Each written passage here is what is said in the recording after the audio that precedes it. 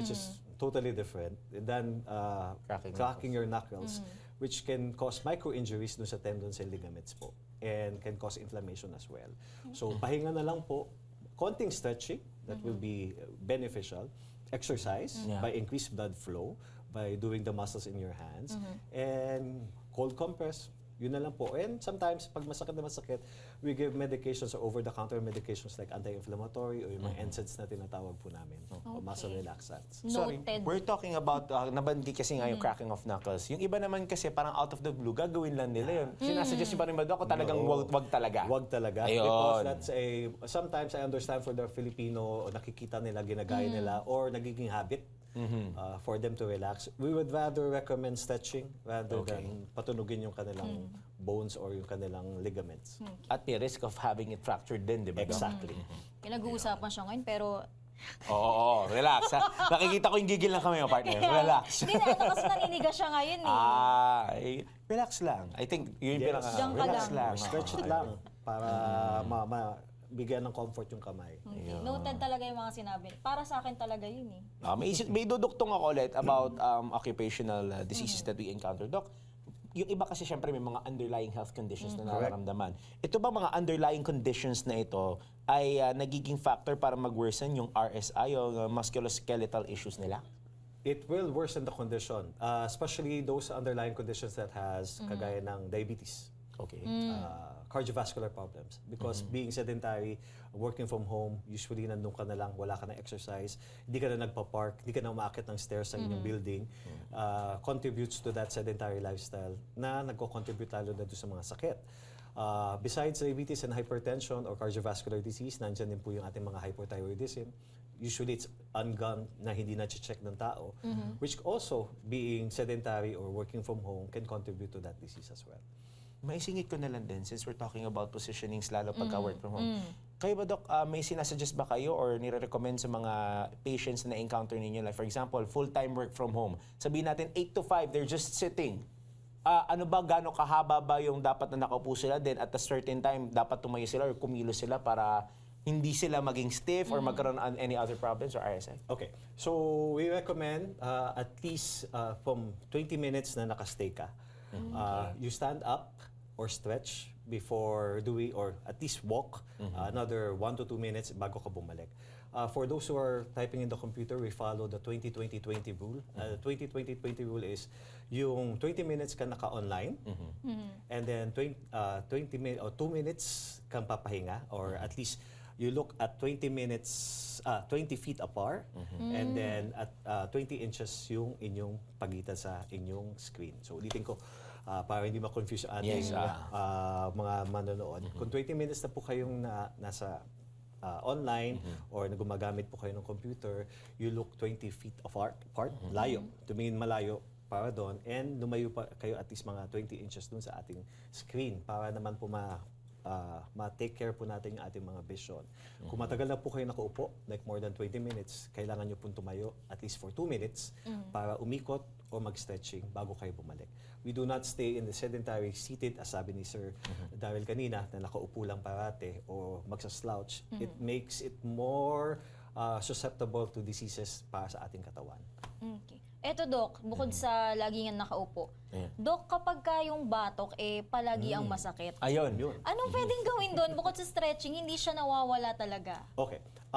That's the common problem na, as what I mentioned also, the areas that are affected in the body is the neck. Because yung ergonomics, pag matagal na, or hindi na-exercise o hindi na kukuha ng stretching, probably we need to do a examination. Kasi ang neck then is a sign, or a neck pain can also be a sign of hypertension. Which is also leading also to lifestyle na practical na sa work at home. So tumataas na yung pressure mo, hindi mo alam pala na nag-high blood ka na o meron ka ng hypertension. Kailangan ma-check na siya. Pag persistent na po yung neck pain. If the neck pain is relieved by resting or stretching, probably it's a neck strain or part of the RSI na sinasabi po natin kanina. If it doesn't go away, every day na lang, as what you mentioned, ma'am. Months? That's probably may underlying disease that has to be checked. Okay. Na dapat hindi na pinatatagal if something, na you feel pinatatagal. something is wrong with you. ang dami Yun naman yung natututunan. nagiging general takeaway. Hindi lang naman sa RSI or what, at sa lahat ng sakit. If it's something abnormal or something not normal with you, pa-check mo na kaagad. It hasn't been relieved by rest or other modalities like stretching that we are talking about. It has to be checked by your doctor. Okay, noted. Balik ako din. We're still talking about RSI. May iba-iba pala yung topics per segment mamaya. Oo, Balikan dami natin yung iba. actually. Doc, any symptoms that someone has to look out na nag-indicate na need na yung symptom na yun, isang need na pala para sa urgent medical attention? Okay, so for our symptoms, as what we mentioned when we talked about a while ago, symptoms that doesn't go away by rest, sharp pain that is persistent in the body, and other physical problems that are related to the neck or to the other repetitive injuries that we mentioned a while ago. Those are kailangan na makita ng mga doktor. So remember the onset, is it prolonged, the duration also, the type of pain, and kung hindi na siya nare-relieve talaga, that's the time siguro you seek medical help or medical consult. Tahabol ko na to, partner. Go. Kasi may kasamaan tayo dito, may standing desk. Ay, Ako oo. na-appreciate ko siya, matangkad ako. Nakakatulong ba to, Doc, pati yung mga ergonomic chairs in preventing these? Yes, it really helps those, especially RSI and musculoskeletal. Ergonomic chairs and ergonomic tables that rise up and goes into your height limit. Kasi hindi naman tayo pero same height or Yeah. same build, right? So our joints are made differently and it will definitely help for the ergonomics and can relieve symptoms and also prevent it. Sorry, Doc, kapatingin ako ng height sa kanya. Hindi yun. Okay lang yun. Normal lang naman yun. Oo, na 4'11 ako. Oo, na huminto siya, grade 7 pa lang ako. Grabe naman sa grade 7 pa lang ako. Oo, totoo. 12 years old, ayaw na. Wala na talaga.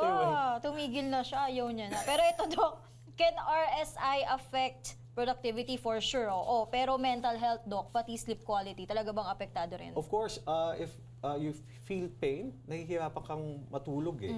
And joint pains also, and also your mental issues na pati mong iniinda yung sakit, it bears on your sleep quality. Productivity, there's a study, 30% na babawasan kasi when a patient or a employee is in pain, nawawala ang kanilang productivity for 30 to 50. That's why companies are engaged or are encouraged also to place ergonomic chairs and ergonomic table for the health of their employees. Kasi it shows na the productivity of an employee, na bumababa talaga siya, ma'am. Which is also loss for the company. Okay. Oo naman. Sorry, Doc. Sulitin ko na yung 2 minutes with RSI. go. Then talon tayo after the break with other areas of the body na pag-uusapan natin Ang dito. dami pa nito. Kasi nakita ko na may mild and severe RSI. Can you tell us the difference, Doc? At meron din kasing surgery. So, meron bang interconnection to na kinakailangan mag-surgery? Lalo na kung siguro pag naging severe ang RSI. Okay. So, the definition for, sorry. Hanapin ko lang yung silikot ko dyan. Sige lang ba, Doc? Sorry lang.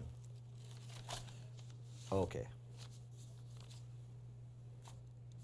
Sorry, baka ang laki din na nilundag ng Oo, tanong ko. sorry, Sorry, Doc. Sorry. Akin na. Page ba Pinaalam ko yan? bigla eh. Ah, Hindi kasi may dito. mild and severe. And Okay. parang gusto ko lang din malaman if ever na from mild and severe, dahil may nakita kong surgery. So feeling ko either severe lang yun o kung nagkakaroon ng cases ng pag mild. Yeah, parang- meron siya, sir. Sandali, sorry. Sige lang, sir. Mild to Okay. severe. So, for severity, there are classifications kasi mild, moderate, and severe. Okay. Yung ating mild po is mga naglalast lang siya for almost 1 month. If it's severe, those are prolonged, which takes around 3 to 6 months. Severity can cause also, especially for the spine, those are our kyphosis, yung naka-bend forward na. And then yung mga nakakaroon ng scoliosis, left and right bending. Sometimes it warrants, especially if it's more than 20 degrees, surgical intervention as well. But again, it can be prevented before it goes to the severity. Mostly, buti naman because of the alertness of the body or our pain signals us to go to a doctor. Nape-prevent na siya na maaga. So rarely does it go to severe, but we do encounter those type of cases. So basically, besides the pain, there's a timeline of the pain. That's what mentioned kanina, na kapag matagal na siya, hindi na siya nare-relieve ng rest, ayun, dapat magpa-assess na Then we classify it to mild, moderate to severe based also of the pain characteristic and also the duration and onset of the pain dun sa RSI po natin. Okay. Very well said. Ang tagal mo Magpapabitin pala ka na ba? mag-recover if ever. Oo. Kaya talagang kailangan maging Affected ang careful work. kayo sa kanyang, sa lalo na ako nasa bahay kasi masyadong talagang at home. Literal na Sobrang at home. komportable. Pagka at home radio na lang. Tama. Nailusot ko pa yung Galing FM ah. station, di Ang ba? galing 6 to ah. 8 in the morning. Patama tuloy. Akala ko ibang show yon. Pabitin pala, partner. Sorry. Pabitin. Ayun. Ay, eto na. Tatalo na ba tayo sa mata? Ano ba? Ay, pwede. Gusto ko yun. Sige, para masimulan natin siya sa Sige, second sige. part. Oo. Ito, favorite ko to. Uy, ito. pabitin ka na. Ano ang most common eye problems, Doc, na associated sa long hours ng pag-work from home? Ayun, ang ating so, Pabitin, yun daw. mamaya. Well, Muntik na. mabalik tayo dahil kailangan natin lahat yumaman. Tama naman. Sa mga nakikinig po, alam mo, nung nakasama ko one time, si Maine Barreto, a.k.a. Larmaine, You know. sabi ko sa kanya, nung ikaw nagsasabi, pagka TV, binabato remote, sabi niya, wag naman bato, igilid na lang. Wow, ang bait naman. Siya yun. Pero sa mga nakikinig sa radyo, wag niyo ilipat ang istasyon at Iba tong remote, tanggalan ng battery. wag ganon. Pero anyway, break lang tayo. Magbabalik po ang Life Balance. Mabu! Hey! Bago tayo magpatuloy sa ating conversation with Doc Rai, parang magkakarate, no? Kasi yung kanta gano'n, no? Di ba? Taas mo nga ng konti kay Ricky, parang magano yun. Yun, no? Ikaw puro balikat. Ano yung soda pop? Hindi, ano to, exercise. Ay! Ibang pop pala yun. Bago natin nasimulan ng balikan ang conversation natin, pagpatuloy ito, panoorin at pakinggan ang aming Life Hack for Today.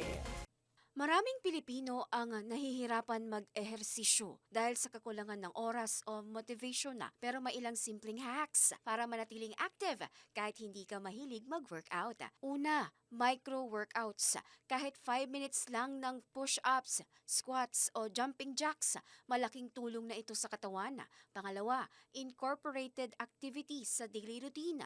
Halimbawa, maglakad papunta sa tindahan, gumamit ng hagdan kaysa elevator o tumayo habang nagtatrabaho sa desk. Pangatlo, fun exercises. Pumili ng activity na enjoyable tulad ng sayaw, makipaglaro sa mga pamangkin o biking. Kapag masaya, mas madali itong gawin regularly. Pang-apat, schedule it like an appointment. Ilagay sa calendar ang oras para sa exercise at ituring itong priority kahit short sessions lang. Sa simpleng hacks na ito, kahit sino ay pwedeng manatiling active at healthy kahit hindi mahilig sa traditional workouts. At yan ang aming health tip for today. At Yan. Walang sisigaw, may pag-uusapan It's tayo been a mamaya while tungkol dyan. since I heard that. Wow. Na-miss nga Oy. kita. Hindi mo ako na-miss, okay lang yun. Andiyan ka lang, oh. Seatmates Pagkatabi na tayo. dun, oh. Oo nga pala, no? Kasama pa rin po natin si Doc Ryan Bautista ng Makati Medical Center, the hospital with a... Heart. Okay, so yung pabitin mo, partner. Eto Doc, na nga, gusto ay ko may to kinalaman sa sinusot mo ngayon. Ay, hindi mo pala suot yun sa'yo. Pero nakwento ko kay Doc kanina. kung bakit. Mata naman ang pag-usapan natin yan.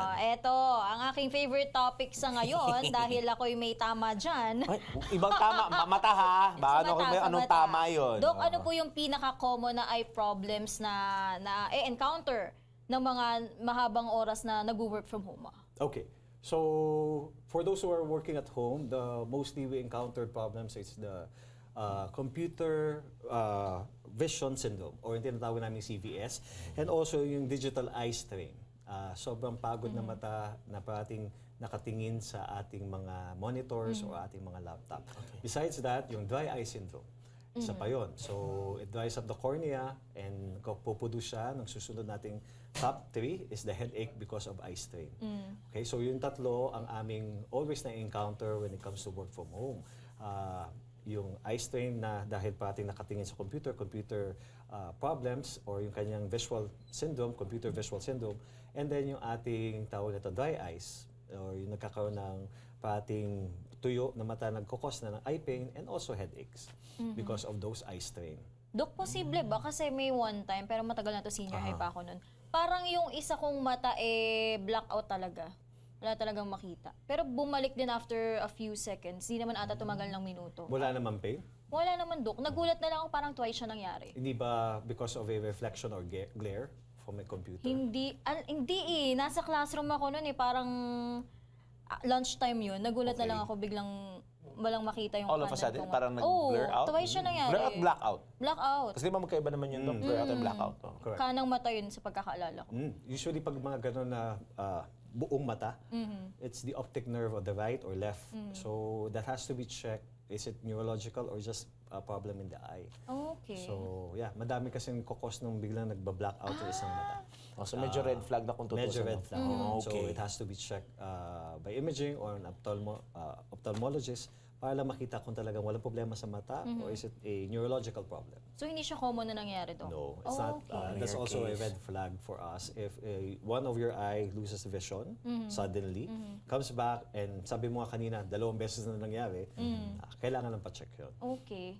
Tanong, umiiling si Boss Jay. May salamin din, baka may tanong mamaya eh. Anyway, Doc, baka kasi mamaya may iba, laptop ang gamit. Iba, desktop ang Correct. gamit. Correct. Yung iba, kinakabit pa nila sa kanilang mga 55, 65, 75 inches na TV. Diyos ko. O, di ba? Yung iba naman, tablet. Yung iba, cellphone. May pagkakaiba ba to sa pagkakaroon ng harm sa mga mata natin, Doc? Basically, the size will also dictate the distance kasi ng Okay. ating viewing. Sabi mo nga, kung nilagay nila sa 76 or 100 inches na TV, they have to stand farther from that. The tablets na ginagamit, syempre, mas malapit compared to the monitor. Besides sa length or width ng kanilang monitors or kanilang screen, we also have to consider it the lighting. Is it against the light? Or may glare ba pag tumatama yung araw habang nanonood sila? So that also affects the vision of the patient o yung tao. Okay. Ito na nga siya. Paano nakaka-apekto yung lighting conditions sa pagkakaroon ng eye strain? Yeah. One of the parts of the eye, which is the pupil, will always react to light. Too much light, it will constrict it. Yung wala naman tayo masyado nakikitang ilaw, binubukan yan. That's what we call as accommodation kasi. So the more glare, it will constrict your pupil or it will cause strain sa inyong sa ating mata habang tayo gumagamit ng computer or LED or mga TV or monitor, which also puts a strain in our eyes. So besides sa glare, yung quality ng ating monitor also affects the pupil constriction and dilatation, which also sa ating accommodation. And also, pag malabo, we tend to go near. Pag malayo naman or too much glare, we stay far. So, for your question, the influence of the glare or lighting, the main problem dun sa ating mata is the pupil reaction. So, that puts a strain also sa ating mata, which can cause also headaches for the person. So, Doc, masama talaga kung patay yung ilaw or kahit dim light lang? That will depend. That will be depending on anong setup. Kung Okay. poor lighting, definitely, and you're working, we don't recommend that. Overlighting naman, or against the light, we also do not recommend that because of the eye stains na kokos ng glare. Kasi kung patay yung ilaw, talagang yung galing lang sa gadgets mo yung diretso sa mata mo. Luckily, there's I think it's mandate na sa ating mga gadgets na may time, may time, what do you call this? May time restrictions din sa ating mga gadgets. But also, the screen time by modern cell phones na lumalabas ngayon, binabawasan nila yung glare and blue light because it also affects the sleep of the patient. Tsaka may ibang mga phones ngayon na meron pa silang feature na pag malapit ka, haharangin nila yung nakalagay sa screen mo, hindi mo magagamit yung phone mo hanggat hindi mo nilalayo Sa mukha. yung sa mukha yung Okay. cellphone. iPhone. Kailangan ko lang ata mag-upgrade. Hindi, meron dyan. Hindi, alam ko meron. Tingnan natin Hindi, mamaya. mag-upgrade But na anyway, lang. gusto pa na mas bago, Doc. So siya, sige. Sa mga gusto mo mag-sponsor kay Gia, Thanks. okay. Doc, early signs na kailangan bantayan ng mga kababayan natin, ng mga viewers and listeners, ng digital eye strain or computer vision syndrome, yung sinasabi niyo CVS. Okay. So, if a patient experience probably yung sudden or severe eye pain, that's one red flag also. Yung flashes of light or may nakikita silang lumulutang sa kanilang mga mata. Yun, isang sign din po yun. No? Tinatawag namin mga floaters. Habang ano po sila. So, sabi ni Ma'am Gia kanina, biglang vision loss. That's another red flag for us. Or at least nagdo-double vision. Dalawa yung nakikita na nila. So, those are red flags that I think they should see an ophthalmologist or go to their doctor immediately for an eye check-up. Paano, Doc, na-differentiate yung normal lang o yung usual na tired eyes from a more serious problem? Again, So those are acute or medyo non-serious as you phrase it, nakukuha siya ng rest or natatanggal siya by the 2020 rule na sinabi natin kanina. Yung 20 minutes na nakatingin tapos 20 feet apart and 20 seconds na wag ka muna mag-screen. Yes. Nawala siya or nakuha siya ng pahinga, probably just as acute or benign condition. But if there's pain, hindi nawawala, may iba pang symptoms na nararamdaman, we advise to always seek consult. May last na ako sa mata, Oh, sige unless po. meron ka pa pahabol. LPI ulit. Sige, Dok, thank you. totoo nga ba na pag namumula ang mata, automatic sore eyes kagad ito? No. That's not automatic na conjunctivitis or which we call as a sore eye. Meron din sometimes because of vascular, yung dumudugo o pumuputok na ugat, can be caused also by hypertension. Meron din pamumula that's because of trauma, by rubbing, or So, pag gym ka lang, nag-boxing ka, tinamaan, pumumula din yan, definitely. Or, so for the question, hindi siya automatic na sore eyes. Okay. It can be caused by vascular or even metabolic na problema sa mata. Okay. Ito akin. Go. Nauso to nung pandemic. Kasi online classes. Okay. Yung mga blue light filters, pati ayan, na rin siya. anti-glare screen. Lalo na yung mga anti-rad na salamin. Aha. Dok, talaga bang nag-work yun? Okay, magle-lecture lang ako sandali for Sige the ba? blue light. The blue light kasi is natural for the UV, which is part of our trigger for us to wake up. It's the blue light that triggers our zygospores na tinatawag or wake-up hormones natin, which is dahil sa sunlight. Okay? It helps us to stay alert. Kaya po naman kapag gloomy weather, wala pong araw at mabagyo, makulimlim, di po ba? We feel parang bedwetter. Lazy. Lazy Antok. tayo. Wala kasi yung blue light ng sun. So, it keeps us alert. Ang kanina sinasabi ni Sir Dal kanina nung binabawasan, that's the light that is reduced by our cell phone at 6 o'clock. If you see your phone, especially those who had advanced phones, na binabawasan niyo yung blue light sa ating cellphones. Okay? Because it will help us be alert, but at the same time also affects our circadian rhythm. Mahihirapan po tayong matulog. Kasi alert ka pa. Before, in ancient times, dalawa lang po ang oras umaga at saka gabi. Ngayon, because of industrial revolution, ngayon na tayo mga LED, mga lights na will keep us longer from the day rather than the night and make us alert. Right? So being exposed to it will give us a problem in sleeping. So it keep us alert and also introduce sometimes headache. Kasi of prolonged straining. So mas nakaka-strain po yung blue light. That's why it's recommended na may blue light filter para hindi naman ganun kalakas sa ating mata or yung mga, as what you mentioned, yung mga salamin na may Anti-rad. anti-radiation. But the radiation really spurs from the UV light of the sun or the blue light po, which triggers our melanopsin.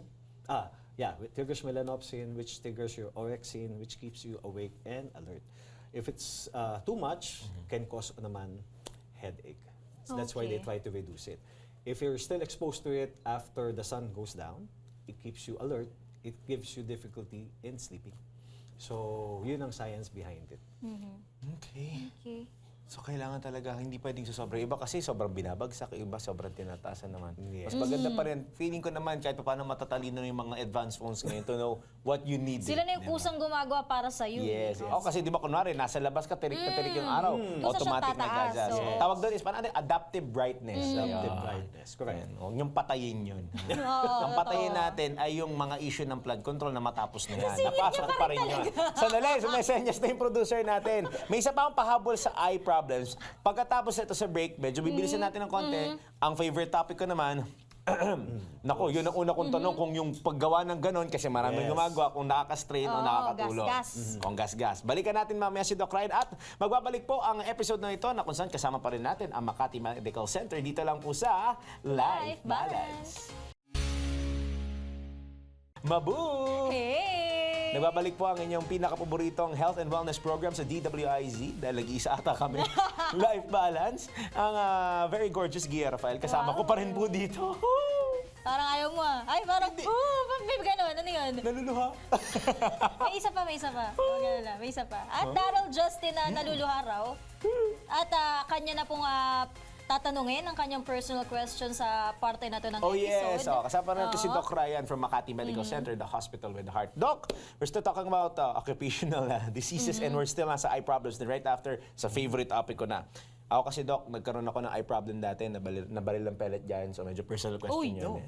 Pero na-cure naman na and all, pero parang feeling ko sa akin kasi madali na-irritate yung mata ko, then nag-eye drops ako. Lalo, yung mga over-the-counter drugs ba, is it okay or dapat may specific kang gagamitin for eye strains? As what you mentioned, it depends on what's the cause. Okay. We always treat the cause, not only the symptoms of dry eyes. So kung may problem siya sa mga glands, the mixture will be different. Hindi kaya siya ng over-the-counter. Pero kapag dryness lang, as what you mentioned, meron naman siya mga over-the-counter eye drops. But we always recommend those are without preservatives or natural lubricants ng eye.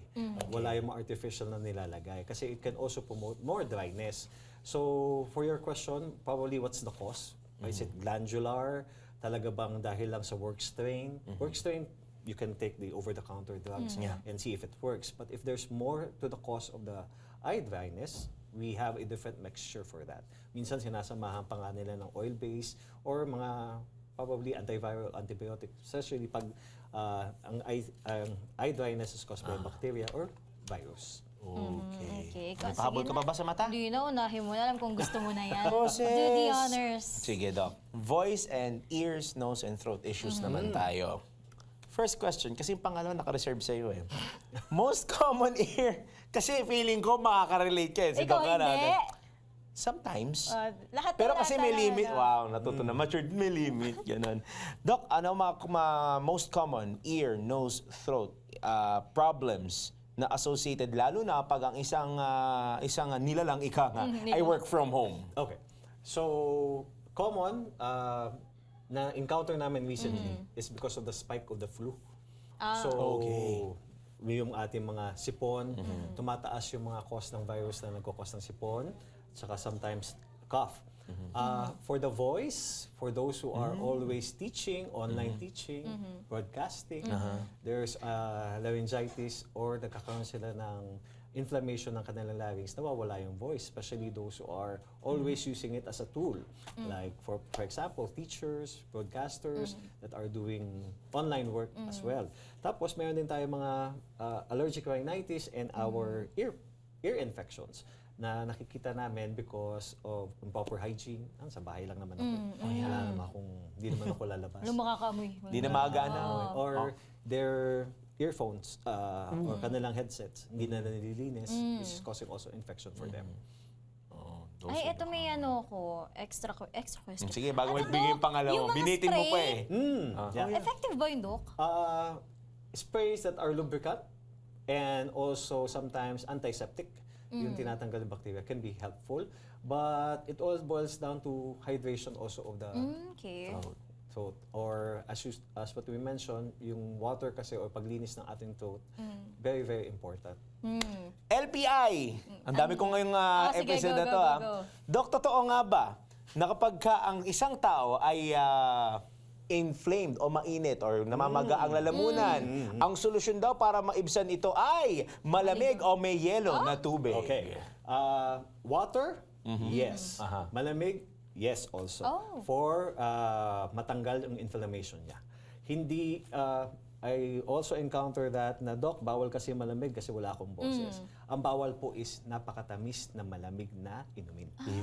It's the sugar that if they have a bacteria in your throat, that's the one being eaten up by the bacteria that is already existing in your throat. So ang restrict po namin hindi po yung malamig, but yung matamis. Okay, it's the sugar pa rin talaga. It's the sugar po.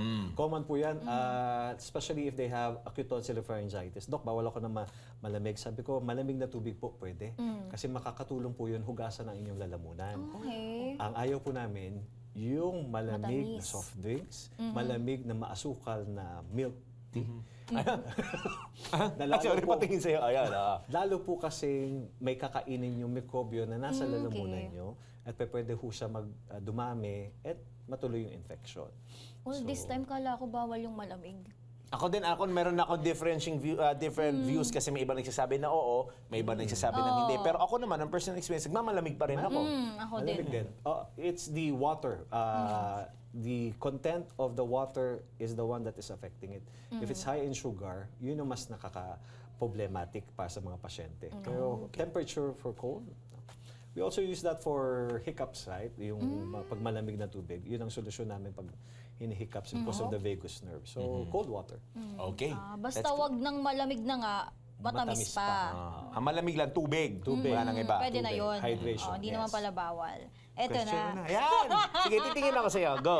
Eto, Doc, yung mahabang mga phone calls or video Oh. calls, may epekto ba yan sa ano ba? Sa boses at lalamunan? Oo, especially if it's hours na phone calls, you speak for hours, not only listening, okay? Speaking for hours. Yes. Okay lang naman siguro kung, what do you call this? You also listen, but ang problem naman nun yung ear health mo naman na may mako-compromise. But speaking can cause also micro-injury to your larynx, can dry up, especially hindi ko umiinom ng tubig habang nakikipag-usap ka ng matagal.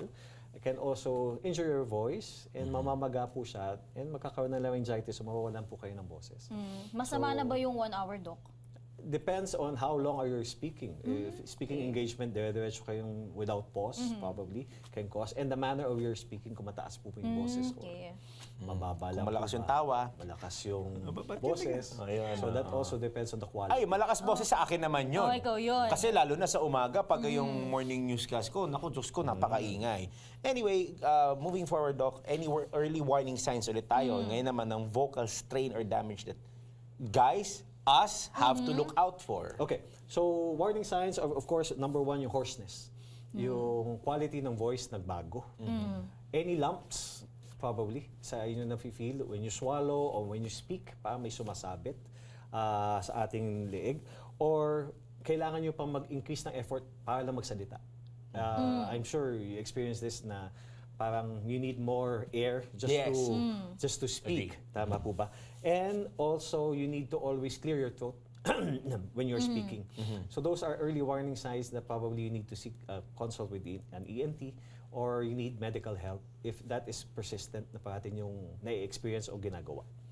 Pag clear ng throat, Doc, kahit wala namang ibang mga signs na nararamdaman, is it good or bad? Bad if it's always persistent, na you always clear it, especially with na gumagano po kayo. We would rather recommend just drinking water.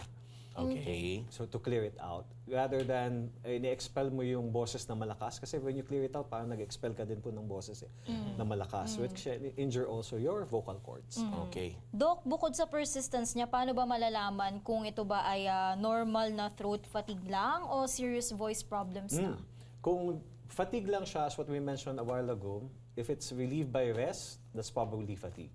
If there's other accompanying problems and it is persistent, that's not fatigue anymore. So you need to really be checked or you need to go to a doctor for consult. Lalo ka na. Thank you. Duly noted. Hindi, kasi it's combined for me. Oo. The loudness of the voice, which is somewhat what we need for the program, and at the same time, naku, sama mo pa ng puyat kasi it's very early in the Yes, morning. correct. Tsaka di ba nakwento ko mahirap magsalita sa umaga, ang tuyo pa? To you. Exactly, oo. Parang kailangan mo siguro minom ng bottled water para ma-cleanse out yun. Pero hindi naman pa pwedeng dire-diretso lang din, di ba? No? Kasi parang may tamang pag-inom din So ng parang water. persado ka pala magsalita pagka gano'ng kaaga?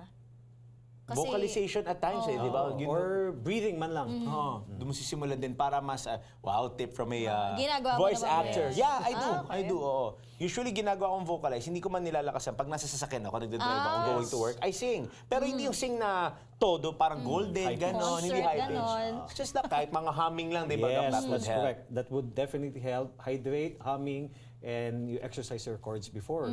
Sumalang. Sumalang. Yun kasi yung pinaka-importante doon. Of course. Huwag mong i-take for granted, lalo na kung maganda ang boses mo. Correct. Okay, last 3 minutes, humabol na tayo sa iba pa kung meron ka pang pahabol. Meron pa ba akong pahabol? Uy, ay ano to? Sige, kaya mo yan, partner. Doc, ano ba ang ideal na voice hygiene for employees na, yun ha, who speak a lot online or kahit hindi online, tulad ni Daryl na DJ na nag-news pa. Salamat ha. Yan ang example. Lalayo pa ba ako? Diyan ka. Thank you. Salamat sa pag-alala mo sa Ano akin. bang halimbawa ng voice hygiene, Doc? Okay, so voice hygiene means that you're able to rest Yung sinasabi natin na hydrate kanina po. And also, avoid the clearing, as what we mentioned, yung Yeah. masyadong mataas. And also, manage nasal breathing when you are not using your throat. And diet, by reflux kasi po, the GI tract can also produce problems in your voice. Besides hydration, humidifier. The temperature in the room can affect the voice quality as well. Vocal warm-ups, as was sinabi ni Sir Darren, just by humming, that will definitely affect posture. I'm sure rather than speaking like this, Kuba. the diaphragm. Okay. The diaphragm is the one that is, what they call this, producing our air for us for the voice. So proper ergonomics, even from a singing or voice actor, you know that the diaphragm helps you vocalize. Doon kadalasan nakukuha eh. Yes, It comes the from power there. Sa from it. diaphragm. So posture definitely helps. And managing long time talking and long meetings, especially if you're working from home. And bawasan yung matagal nakikipag-usap sa Yung video call na, yung video call na nauuwi sa nakatulugan mo na. Oy, di ba sleep call uso yan ngayon? At saka delikado din yan kasi kung naiwan mo nakatulog, yung radiation naman Correct. ng phone mo. Iinit pa yan. Yung iba nakasaksak pa. yun ang delikado Charge. pag sumabog. Hindi nga problema sa throat but may burn injuries naman.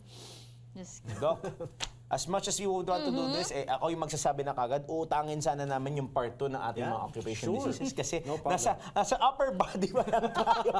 Andito pa lang Sa tayo, lower oh. body. Pero sa mother time, Doc, sana mapag-unpapan para ma-part 2 natin Thank you, itong thank you. particular Ay, topic. secured No na. problem. Ayun. At sa mga gustong magpatingin ng kailangan nila patingnan, look no further, go to Makati Medical Center. Of course, Nandun si lalayo Doc ka at ang kanyang pa. kasama pa ng mga colleagues niya, experts, who would be able to accommodate yung inyong mga needs at inyong mga pagpapakonsult and pagpapacheck. Kompleto. Doon na kayo. Walang labis, walang Wala na kulang. iba pa. Once again, Doc Ryan, Thank you so Thank you so much. much, Maraming Doc. salamat. Thank you po. Thank you for having us. Eh, sobrang saya ng conversation natin. Kasi Sadya. naitanong ang mga personal na ano eh. Pero sabi ko nga nasa, part 1 pala, upper body. Andito pa lang tayo. Part 2, lower body. Oo naman. Pero for Kulang now, pa. partner. Ito na, natapos na. For now. May isa pa nga. Okay. Woo! Gusto ko. Pero sa Pakisecure ano yung yun? part 2 mo. Oo na. Yes! Secured na yung part 2 kay Doc. Pero ito na nga, sa akin, secure din yun. Ito na nga po, natapos na naman ang isang oras ng ating pagsasama-sama upang tulungan ang bawat isa na magkaroon ng balance sa ating mga buhay-buhay. Huwag kakalimutan na saluhan kami tuwing Lunes hanggang Biyernes, 6 to 7 p.m. Mapapanood, mapapakinggan, 882 Metro and Mega Manila, News FM, regional stations, DWIZ News TV, replays po sa Aliw Channel 23 at sa social media platforms natin, via live streaming and on demand. Yon, maraming salamat po sa aming mga nakaagapay sa broadcast na ito, TOC, Audio Tech, TV Production, social media at ating cameraman. Magkita-kita po tayo ulit bukas. Yun! Ako Kita po, kita bukas. si Gia Rafael. At ako po si Daryl Justin at ito ang DWIZ Life Balance Balance. FFF. Next program, abangan sa Aliw Channel 23 at DWIZ. DWIZ. DWIZ